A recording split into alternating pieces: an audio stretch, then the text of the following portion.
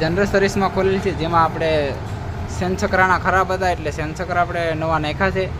તેમજ આપણે એનું ફિલ્ટર ખોલ્યું છે તે આપણે જોઈએ. આ ફિલ્ટરાનું એટલું જામ છે ને, એટલી ગાડી દબાતી હતી કે આ ગાડી રેસ નથી થતી, આખી ઓલી થતી હતી, દબાતી હતી ફૂલ.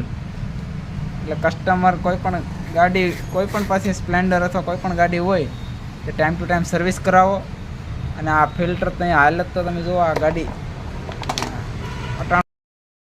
આગળનું વ્હીલ જનરલ સર્વિસ માટે ખાલી નાખેલું છે. તેની અંદર આપણે પાછળના આગળના લાઇનર નાખવાના છે. તેમજ આ બ્રેક કેબલ નવો નાખવાનો છે. તેમજ આની અંદર આપણે આગળના વ્હીલના લાઇનર નવા નાખ્યા છે. તેમજ આનું વ્હીલ સર્વિસ કમ્પ્લીટ કર્યું છે. તો ત્યારબાદ આપણે વ્હીલ ફિટિંગ કરશું. હવે આપણે આગળનું વ્હીલ ફિટિંગ કરી દીધું, તો તેમજ આપણે એની અંદર બ્રેક વાયર નાખીશું નવો. એની અંદર આપણે નવો બ્રેક વાયર નાખી દીધો. ગાડી વોશિંગમાં ચડાવી દીધી છે. કમ્પ્લીટ આપણે વોશિંગ કરવાની છે. અને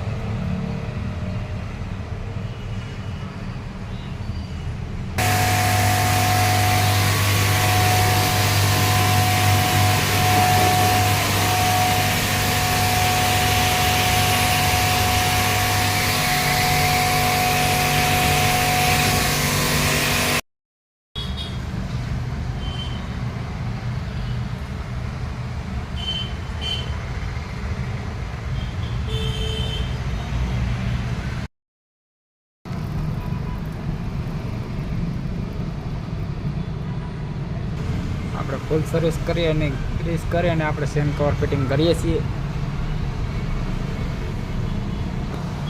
તો આ ગાડી આપણે ફૂલ જનરલ સર્વિસ થઈ ગઈ છે.